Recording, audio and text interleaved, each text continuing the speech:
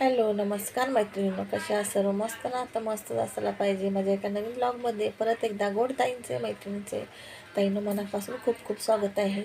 हा व्हिडिओ आहे नवरात्रमधल्या पहिल्या दिवसाचा. तर छान अशी पूजा वगैरे केली होती, घट वगैरे नाही बसवला, पण पूजा वगैरे केली होती. संध्याकाळी बघा ना, नंतर मी विसरले तो व्हिडिओ काढायचा. अखंड दिवा लावलेला आहे पूर्ण दसऱ्यापर्यंतचा. तर नंतर हा दिवा काढून मोठा दिवा लावला होता. तर हे बघू शकता, खूप छान अशी पूजा वगैरे केली होती. देव वगैरे सर्व साफ करून पूजा वगैरे मांडली होती आणि छोटासा व्हिडिओ शूट केला ताईंना मी. तर म्हणले तुम्हाला नक्कीच आवडेल आणि अपलोड नाही केला कारण एवढा शूट केला होता. तर आणि पुढचा जो व्हिडिओ आहे पूर्ण तो आहे गुरुवारचा, म्हणजे कालचा. तर आज तुम्हाला शुक्रवारी हा व्हिडिओ येऊन जाईल. तर खूप दिवसांनी मी रेसिपी वगैरे म्हणजे शूट केलेली आहे. रेसिपी पण नाही, म्हणजे संध्याकाळचं रुटीन तुमच्यासोबत शेअर केलेलं आहे. चला तर तुम्हाला दाखवते. आणि हे बघा, काल गुरुवारचं स्वामींच्या मठामध्ये खूप छान असं स्वामींना सजवलं होतं.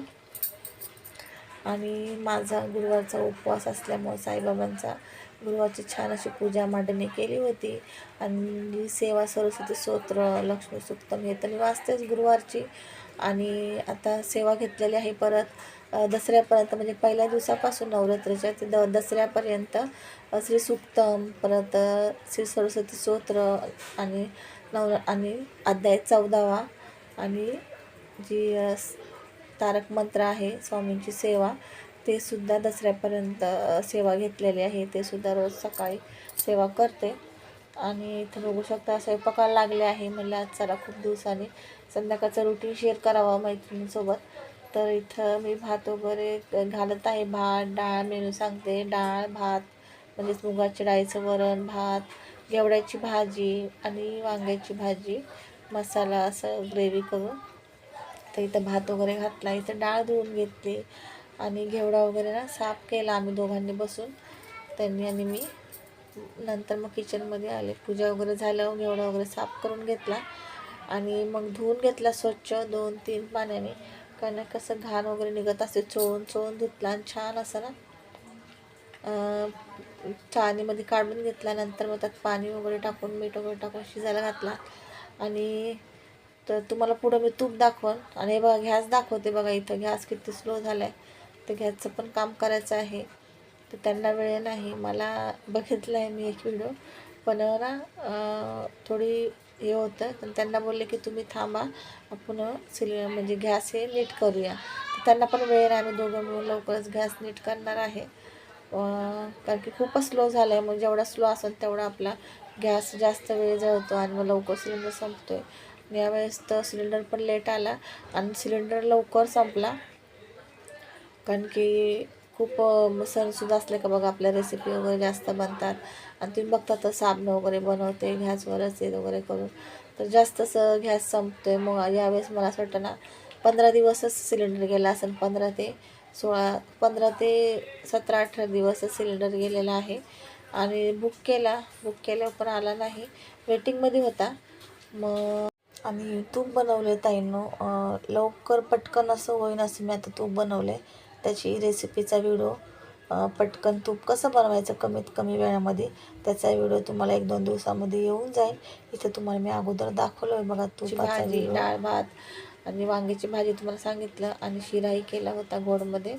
तर इथं बघू शकता भाजीला फोडणी करते. डाळ भात झालेला आहे, इथं भाजीला फोडणी करते. भाजी झाली बघा मस्त अशी.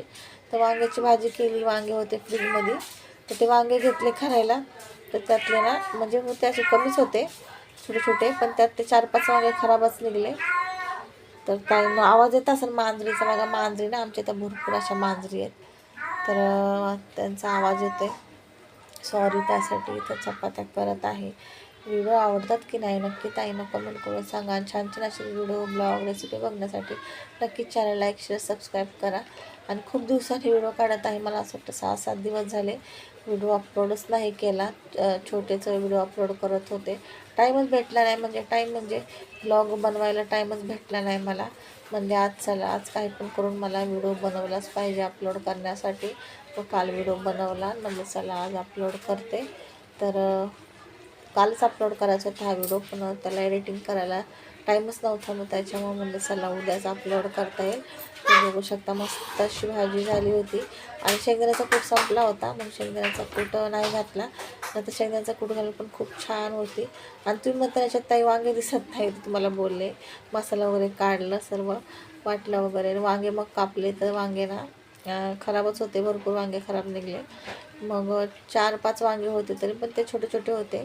आणि मग त्याचीच भाजी केली. आणि तरी मुलं खात नाही वांगे वगैरे, ते फक्त मसालाच खातात. आणि